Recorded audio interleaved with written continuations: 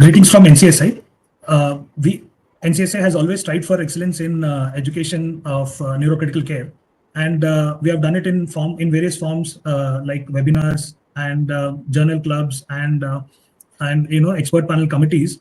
Now our social media committee is bringing its new endeavor in form of mini podcast, where we try to summarize core topics from neurocritical care with experts in a very short time frame of say 15 minutes, and we encourage all our members to put forward their queries, in the comment sections of social media about various critical care topics, so that we can collect and discuss with our experts and bring it to all of you, as a mini podcast.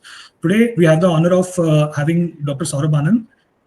He is head of department neuroanesthesia and neurocritical care, Artemis Hospital, Gurugram, India. So we would be discussing today about transcranial Doppler utility in subarachnoid hemorrhage with Dr. Saurabh Anand. To you, Dr. Saurabh Anand, welcome, and it's good to have you. Yeah, so hi. Today, Hi to the viewers as well. Sir has been master and teacher of transcranial Doppler to various people, including myself, and it's my honor to have sir and the discussion with sir on transcranial Doppler in subarachnoid hemorrhage. So to start with, what is the utility of transcranial Doppler in subarachnoid hemorrhage? Okay, so first of all, I will just like to thank our social media committee of Neurocritical Care Society, so that we are bringing this initiative, and we will try to bring more such initiative in near future. And you can also write in comment what do you want to be discussed in social media committee. Maybe there are some blogs, whatever, podcast, something like that. We will try to bring in near future as well.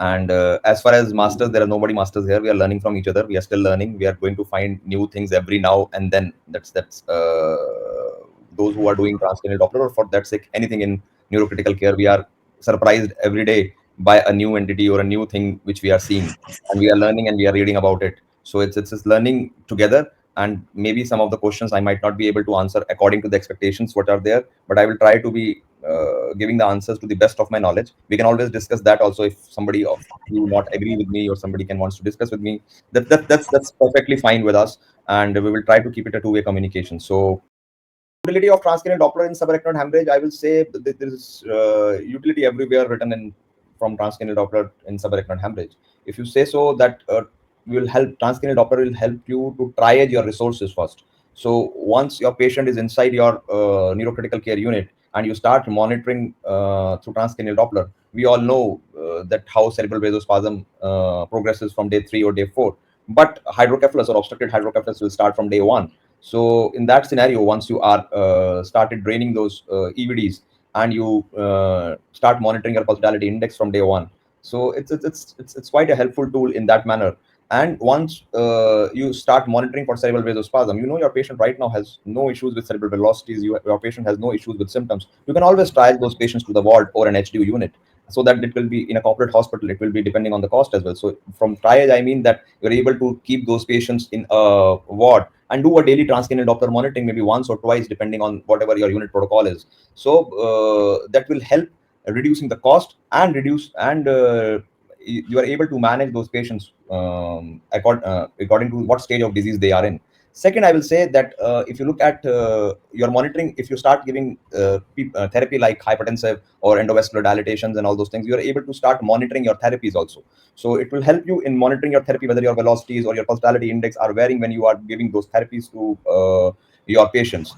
Third, once in a recovery phase, once you start clamping your EVDs or clamping your OMIAs sometimes, because once you start clamping your EVDs, you can always monitor your ICP by putting those transducers in, and you can see that whether your ICP is increasing or decreasing, and then you can go ahead and take a decision depending on your intracranial pressure also. But sometimes surgeons put an OMIA also. So OMIA might have a problem once you are recording an intracranial pressure. So if you record your baseline pulsatility index or a baseline non-invasive intracranial pressure, and then you start monitoring it rapidly once you clamp it, because now you want to get rid of your EVD. So you can serially monitor that, and if it is increasing, only in that stage you go for a CT scan or something like that. Otherwise, you might be repeating a CT scan maybe after 24 hours, maybe after 12 hours. There are units which are doing a CT scan daily in these patients. So we're able to save cost as well as amount of radiation which has been there in these patients. So obviously, apart from identifying vasospasm, this is what you can do in a subarachnoid hemorrhage patient.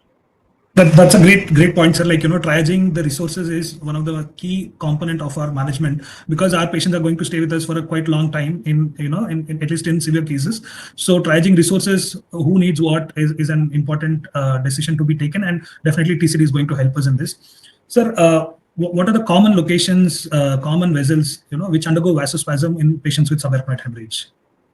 So as far as common vessels are concerned, I will say we all know about the MCA, which is an end artery, and definitely an MCA spasm is a well-known entity. Apart from that, terminal ICA, A1 ACA. Sometimes you are both A1 ACA, and when we are going to discuss about the spasm and the velocity, I will tell you how one A1 or both, when both the A1s are going into spasm, how are they different. Apart from that, I think there is enough literature on sensitivity and specificity about the basilar artery vasospasm as well. And then we can say that PCA also. We don't know ophthalmics for vasospasm because they're outside the subarachnoid space. So that's the major vessels which we do. Yeah. So I mean, like, most of the people would restrict themselves to middle cerebral artery, but the important part which we got to know is it's not just MCA, it's also terminal ICA, it's also A1s, which need surveillance. Now, one of our member, Dr. Akil, he asked, what are the cutoffs for mean flow velocities and different ratios we use to define and grade vasospasm in subarachnoid hemorrhage? What is your take, Dr. Saurabh? So, see, we know these velocities have been defined long and before even before we started doing TCDs. It has long been defined for MCAs. So we all know that it has been defined as mild as 120, and then 120 to 50 is moderate, and then more than 200 is severe. So I will take it all together. I will say my take will always be look at the ratios and velocities together, and there are different territories attached to it. So let's start with an MCA territory first, which we most commonly do. So if you look at the MCA territory, I will say you just need to look at four numbers. Okay, 120, 200, 3 and 6. Now, what I am saying is 3 and 6 are the Lindegaard ratios. Okay, so Lindegaard ratio is what we always know, that it is the ratio between an MCA velocity and an ipsilateral extracranial ICA. Okay, so why I'm saying you just need to remember these four numbers for MCAs. So these are combinations of these four numbers which you have to have an interplay with. So if your velocities are more than 120 and your Lindegaard ratio is between 3 to 6, you are dealing somewhere between mild to moderate spasm. It can be mild, it can be moderate, doesn't make a difference. Okay. Second, if your velocities are more than 200 and your Lindegaard ratio is more than 6, you are definitely dealing with a severe vasospasm. Your MCA vessel is less than 1 millimeter, almost a 1 millimeter. Normal size is around 3 to 4 millimeter. So you have decreased the size enough, unless and until your collaterals are working well, your patient might be having a symptoms or might soon going to be develop those symptoms. So 206, more than 120 and more than 3. But if your velocities are around 200 or so, and your Lindegaard ratio is between 3 to 6, then there is an interplay between a hyperemia and vasospasm which has been happening.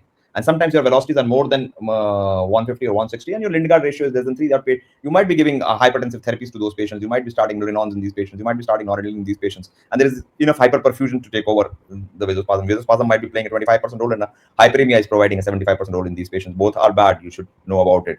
If your patient has got an infection, hyperemia is as bad as vasospasm. So for MCA, 120, 3, 6, and 200. Okay, I think this is for MCA.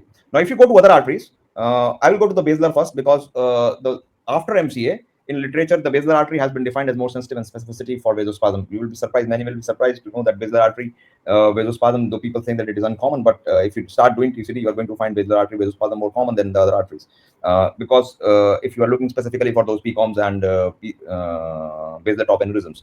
So in those, I will say we can never be sure. Why we are not sure in basilar artery, and why the literature is so sparse and less sensitive or specific about an AC or basilar? Because they're involved in collaterals. Okay, so basilar is involved in collateral, AC is involved in collateral. So no velocities has been defined. So the most important thing once you are going in these vessels is you need to define the baseline first. Okay, and in this, in these apart from ratios and velocities, the most important is the rate at which the velocities has been increased. So if your velocities have been increased in basilar, or I will say A1 ACAs or something like that, in maybe 35 or 40 centimeters per second from morning to evening, then I'm worried. So this is my baseline velocity. There might be a baseline velocity of 70 in the basilar to start with, because it might be involving a PCOMs in that territory, and your basilar velocity is 70 as soon as your patient comes in. So that is why your baseline velocity is important. And then most of the literature defined it as maybe possible, probable, and definitive spasm also. So definitive vasospasm in basilar, they have defined more than 100, I will say. For ACA, they have defined more than 120. But if I take it all together, I will say I have seen people with ACA velocities 120 and there is no spasm at all. And the reason is that one of the ACA might be hypoplastic. And this ACA is supplying both the A2 territories. Once this ACA, suppose there is a left ACA which is hypoplastic and right A1 ACA is supplying both the A2 territories, then the baseline velocity of this ACA is increased from the time the patient comes in, and it is there from very beginning in this patient. So you need to know the baseline velocity at that particular time. It might be 100, it might be 110, it might be 90. So this is your baseline. Now start monitoring it from the baseline. If it increases to 80 to 110, 120, then you should be worried that this is what is happening to my velocities. This is because other ACA is not supplying. So now this ACA becomes your prime target in those situations. So apart from those probable, possible, and definitive spasm velocities of more than 120 in ACA or more than 100 in basilar, you should be worried about how fast or how fast they are reaching, or how fast they are increasing in a day. So that is why a serial monitoring is important. A baseline velocity is very important for those arteries which are involved in collaterals. Okay, so that is should be a take-home message, that do your baseline velocity as soon as your patient arrives in your neurocritical care unit and start monitoring it from there. And then there are ratios for the posterior circulation as well, which is Savary ratio or a modified Lindegaard ratio, whatever you said to that. For ACA, you said the same Lindegaard ratio has been modified to more than 4, has been defined as a vasospasm. And for posterior circulation, more than 2 or 2.5 for basilar artery and the extracranial vertebrals. If you take a mean of both the extracranial vertebrals, if both are present, then just divide it by that, and that will be your ratios. So I think the most important key take-home message, maybe for this mini podcast is, when you get your patient to your neurocritical care unit, first establish a baseline, then do a serial monitoring. Then you can look at how the velocities are increasing, how quickly they're rising. That would be more important. And the trends, I think the trends that, they dictate vasospasm rather than one absolute number. So that's great. Because MCA is an end artery, and MC is an end artery. Still, numbers sometimes become important in that. But in ACA and basilar, people don't do it because they say that literature has been sparse, literature is not detecting it. But I'm telling you, if you do like that, it is going. And please do, if you are suspecting ACA spasm, please go ahead and do your MCAs, PCAs. You have to do each and every vessel. And the reason why I'm saying this, sometimes what happens is there is a bilateral A1 spasm. Now, if there is a bilateral A1 spasm, okay, then you have a problem. And sometimes there's a bilateral A2 spasm. Now, A2, you are not able to insonate through your formal TCDs. Now, what will happen is, to compensate that, if your patient is not having symptoms, your MCA velocities and your PCA velocities, because now they are supplying through leptomeningeal collateral to that particular segment or that particular area, those will increase with a low Lindegaard ratio and low pulsatility index. So you will be funnier to see that the spasm is in your A2 territories, but your velocities of MCA and PCAs have been increased. So that is why I'm saying a complete examination is a must once you are doing yes. Definitely.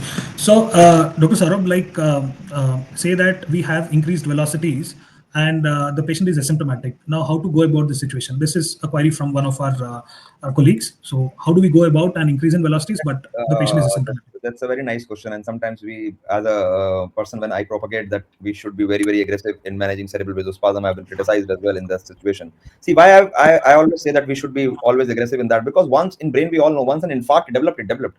So we always teach time is brain in stroke, but time is brain in subarachnoid hemorrhage also, because what is happening in cerebral vasospasm, it's a kind of stroke which is going to develop to the patient.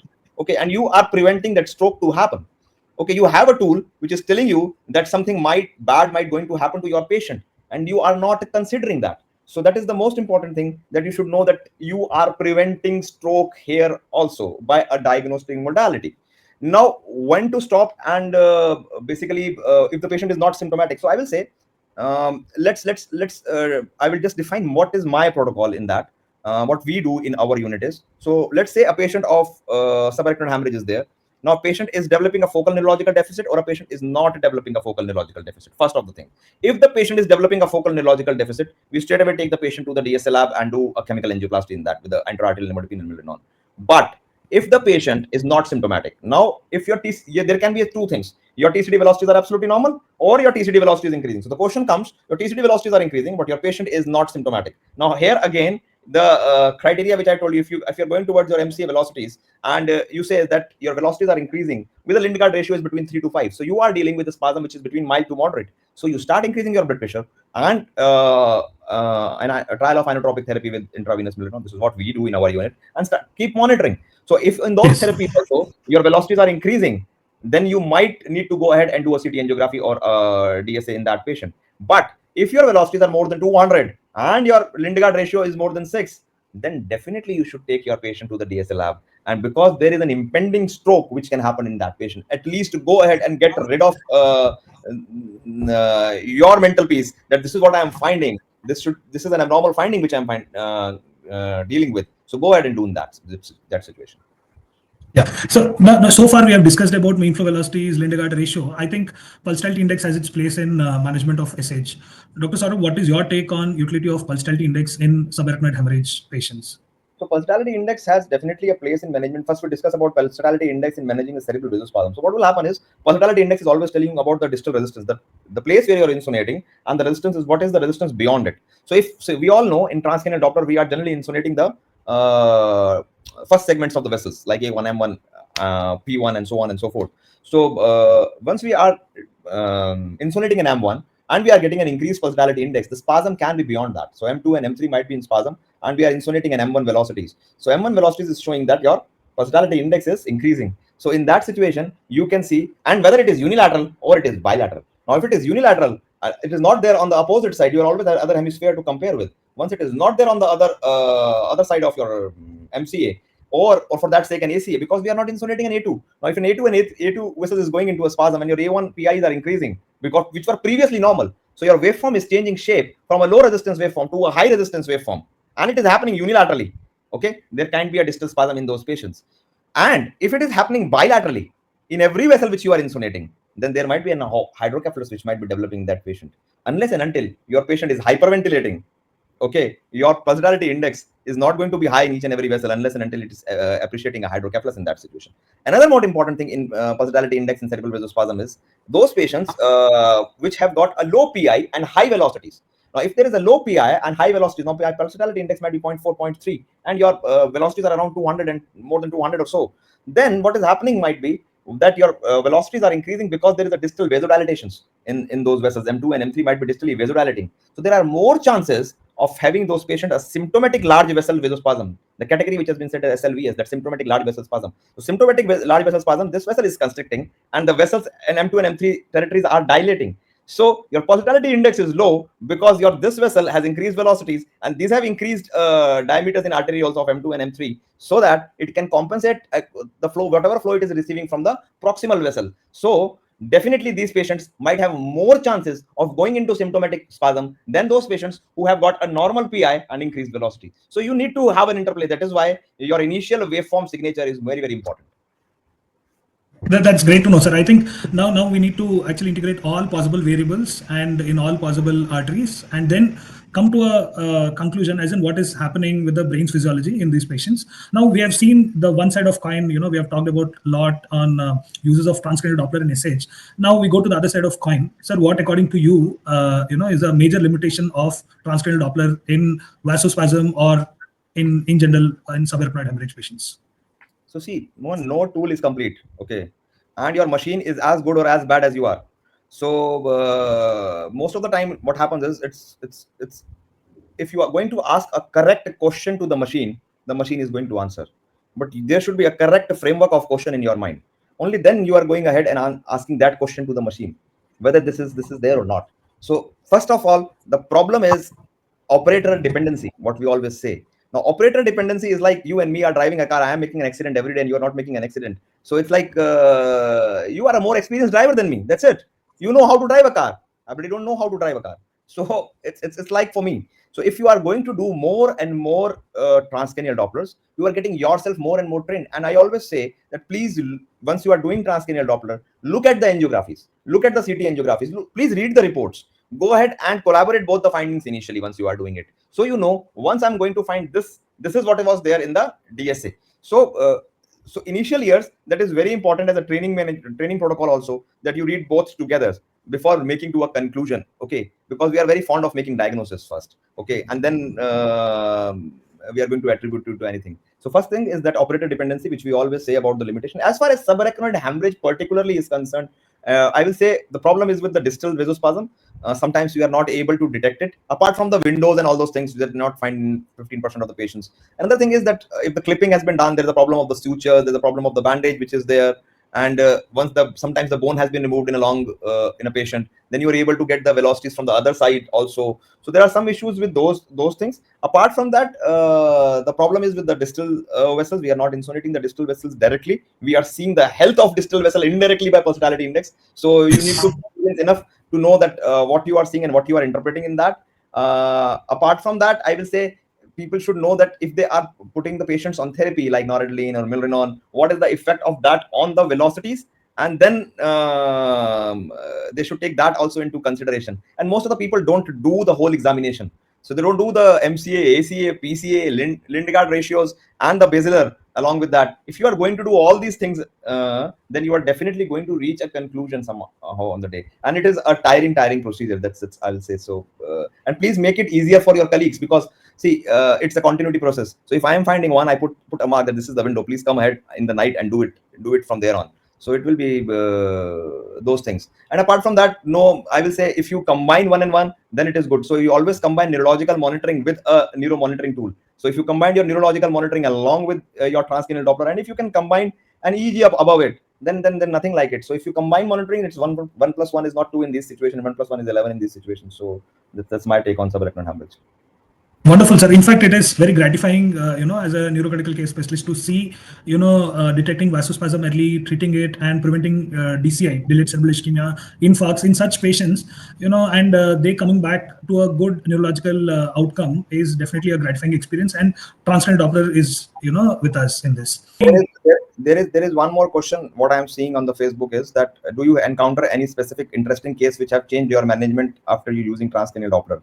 So what we have discussed so far, there is n number of cases which can change your management depending on the transcranial Doppler itself. But if you see, there is one case with us in which the patient developed an increased velocity, and patient was taken to DSL lab for cerebral for dilating that patient in endovascular suit. And once the patient come back, patient improved in symptoms also. But in the night itself, in that vessel, the velocity started decreasing, and it decreasing to a point of around 20 to 25 centimeters per second in an MCA velocities, which were previously touching 150 or 160. Okay, and that was a blister aneurysm with a flow diverter in situ. So we predicted that this flow diverter might have been blocked with an increasing PIs and decreasing velocities in that patient.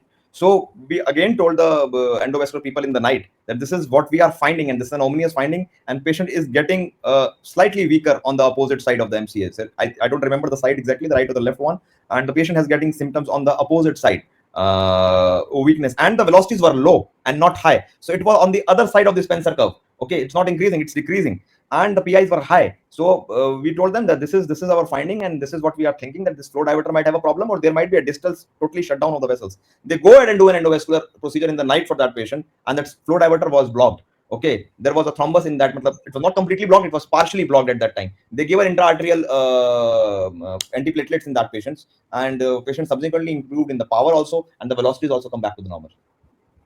Indeed, flow diverter thrombus is a nightmare for all of us, sir. So I think this is a great case where transcranial Doppler helped us to pick up, before the complete thrombosis of flow diverter, and we were able to manage this patient well.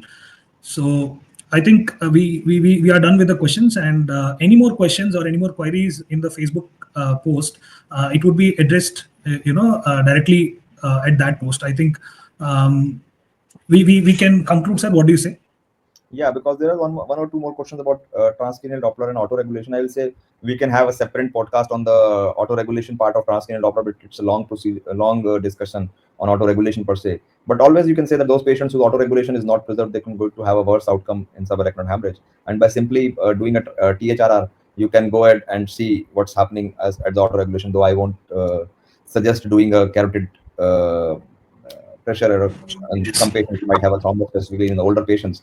But this is what you can do, and we can have a separate discussion on auto-regulation part. So definitely. Yeah. So I think we had a wonderful discussion on transcranial Doppler and its utility in subarachnoid hemorrhage. Many thanks to Dr. Saurabh for this, and definitely we are going to come back with one more topic, and we will be doing this mini podcast subsequently as well. Thank you so much, sir. Thank you.